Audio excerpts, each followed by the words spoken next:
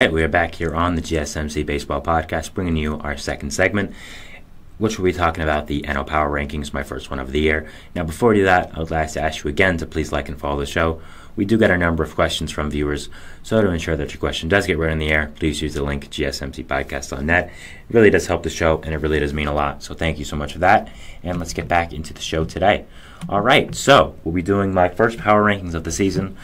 And again, I said I wanted to do this as a new thing for Fridays because at the end of the week, a lot of games have happened. So I did want to do that. Now, I want to mention that we're only into the first week of the season. Most teams have played around 4 to 7 games. 4 to 8, actually. I said 5 to 8. I'll say 5 to 8. Most teams play 5 to 8 games. And they're not they're going to be a little wonky because the start of the season is always wonky. So if you see some teams that are not going to finish high in these, finish high now, you know why. Again, I want to make this clear that it's very early, it's very preliminary, and that's why these might look weird. And that is what the situation here is. I promise that. All right? So, first off, we're going to go from 15 to 1. First off, at number 15, we of course have the Miami Marlins. Now, there's really no surprise here at all. The Marlins are the only winless team in the entire MLB, and they have looked bad while doing it. I'll say that. They've blown some leads. They've not scored. They've had some awful pitching performances. So not much positives here right now for the Marlins. I don't think much is going on with them. So, yeah, definitely not anything positive going on with this organization right now. So I do have them at a 15. Feel pretty good about it. Only won this team in MLB. I think that it's pretty clear that they should be 15 and deserve to be 15. Next, at 14, I have the Colorado Rockies. Now, this shouldn't be a surprise either. I've talked about my dismay for the Rockies and how much I hate this organization and this team because they are so incompetent and they don't know what they're doing.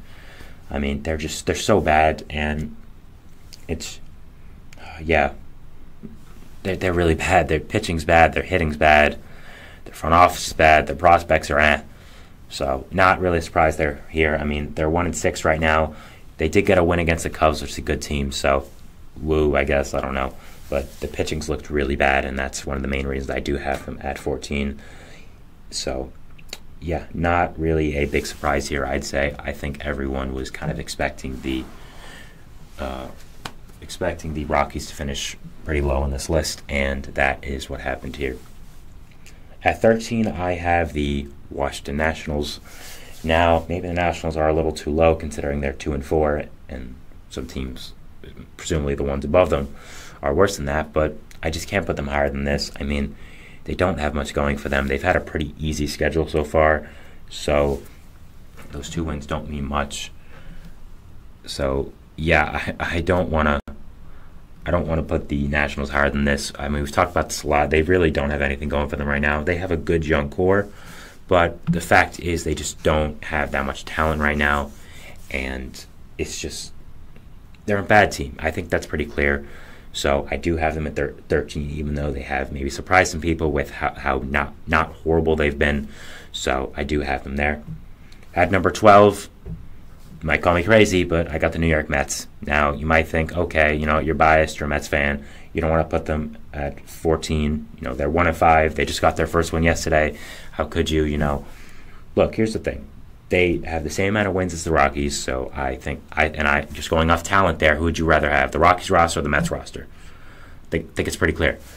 And the Nationals are only 1 game ahead of them, and I think the Mets have had a harder schedule. They've played the Brewers and Tigers, who have both gone off to really good starts, and the Mets have just more sheer talent. So I did have the Mets 12.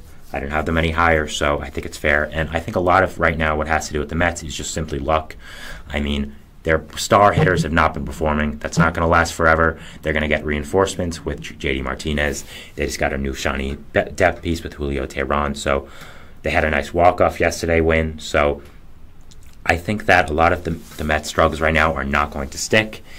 And I do think they're not going to be as horrible as right now. I think eventually Alonso's going to start to hit. Lindor's going to start to hit. McNeil's going to start to hit. Nimmo's going to start to hit. We just have to wait for it, and it might be a little bit, but I think that they're going to be a fine team still, and that is why I do have them at number 12, but I couldn't put them any higher than that just because of their record right now and how they have been performing, but they still have the sheer amount of talent. So At number 11, I have the St. Louis Cardinals. Now, I did want to give the Cardinals a little bit of slack as they've had a hard schedule so far. I mean, they've been playing they played the Dodgers to start off with, so that's not anything to, joke at and just say, oh, wow, that's an easy team. So I didn't really want to do that to them, but I'm just not high in this team still, and that's why I do have them here. I just don't think they're that good, and I don't think that they really have much going for them. Now, the reason they are 4-4 is because they played the Marlins, who are an easy team, obviously. They played the Padres, who are a hard team as well. So, I mean, yeah, not a fan of this team, and they've had a hard schedule.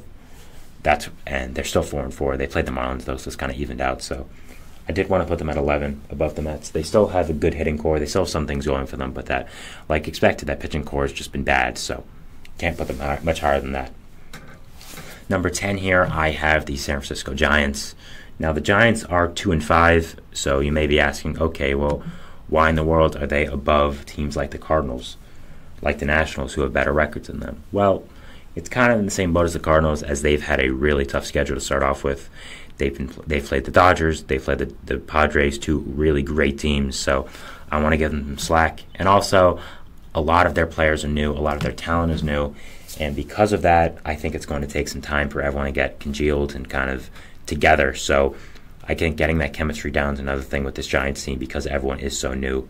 So, yeah, I didn't want to kind of embarrass them and put them low. So, yeah, I put them here, and I feel pretty good about it at number 10. Yeah, even though they are 2-5, I think that I had to put them a little bit higher because of their schedule. I think being so early in the season, you definitely have to give them some slack, and you definitely have to take everything with a grain of salt, and that's what I'm doing here with the Giants. At number 9, I have the San Diego Padres. Padres have been impressive so far. I thought the offense has been really nice, even with some very clear holes at the end. Their pitching's been okay, but I think could have been better. So it's going to be interesting to see how the Padres do this season. I mean, they're 4-5, so very mediocre right now. So I can't really say too much about them, but I didn't want to have them too low. I thought right here, number 9 was a good spot for them, and that's where I kept them, and that's where I'm having them right now. So, yeah, I feel pretty good about the Padres here at number 9. At number 8, I am going to be having the Philadelphia Phillies. Now, this might be another head-scratcher for some people, as the Phillies are 2-5. But, I mean, they've had a hard schedule so far. They've played the Reds, who are a great team. They've played Atlanta, who, of course, is an amazing team. So I wanted to cut them some slack a little bit. I still think they have a really nice roster. I still think they have a lot of talent, and that's why I did put them here at number 8. So, yeah, I mean, nothing else to say here. 2-4, yes, but still a good team, still a lot of talent, and I did want to put them somewhat high, and that's what I do here, putting them at number 8 for the NL Power Rankings. So, yeah, there we go. At number 7, I have the first of a little run of NL Central teams here, the Chicago Cubs. Now, the Cubs are 4-2. They played a tough Rangers team. They played a non-tough Rockies team. So I guess those two kind of even out a little bit. So, yeah, oops, that's not good. Sorry about that. Didn't mean that. But that was an audio issue. I apologize about that. For here now, with the Cubs, I think a lot has been shown about them. I mean, their new additions have been performing pretty well. Bellinger's gone off to a nice start. Shelton Imanaga has gone off to a nice start. So, yeah, I think overall that the team has done really well. And I think that overall they have a lot to show for it. But I think other teams in the Central have been a little more impressive than them, which is why I only go 7. But still, I think there's been a lot for the Cubs right now in terms of talent and just showing what's going on with the team right now. So I did want to have them a little bit high at number 7. Number 6, I have the Cincinnati Reds. The Reds have been very impressive, playing a nice Phillies team, beating them. Their offense has been performing, even with some of their core pieces out, like Matt McClain. So I think that was also something that's a big positive for them. They played the Nationals, who were easy, but they played the Phillies, who were rough, especially in Philly. So I think that was a good win by them. They're playing the Mets starting tonight, so that'll be an interesting series for two teams on the definite ends different ends of the spectrum. So it'll be interesting to see what happens there. But yeah, I think the Reds have gotten off to a really nice start.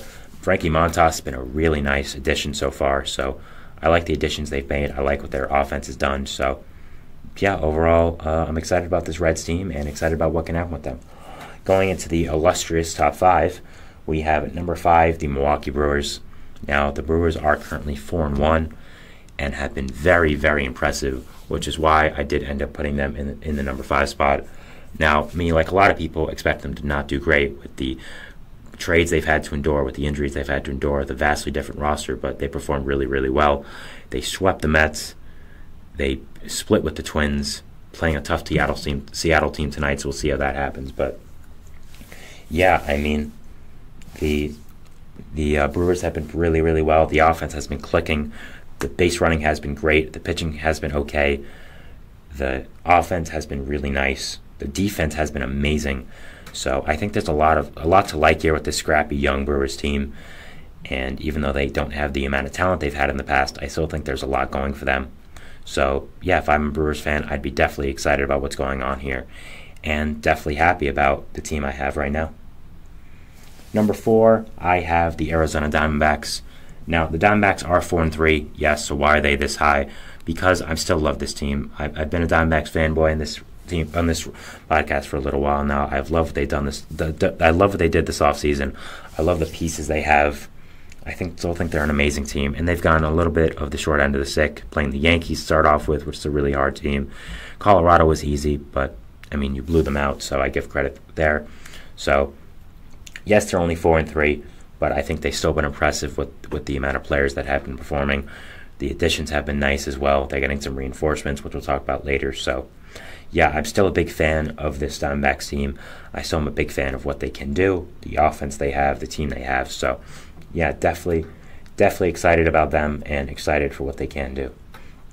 Going into the top 3 here, I have first of all at the number 3, the Atlanta Braves. Yes, the Braves are 3-2, but they've had a hard schedule so far, so I'm giving them a little bit of a break here. They played the White Sox. I won't lie, it was a bad loss. I mean, you should have at least won one game, which is why they're not number 2 on this list. I couldn't put them above that because of that loss. You also played the Phillies, who are a good team, and you beat them nice, so that was good. So I think that there's been a lot to like about this Braves season so far.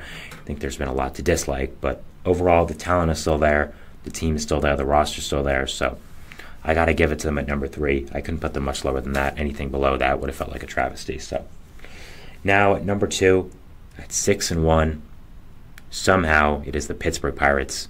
Now, the Pirates got off to a great start last year and are doing the same. Now, the question is, can they maintain this hot start? The pitching's been on point.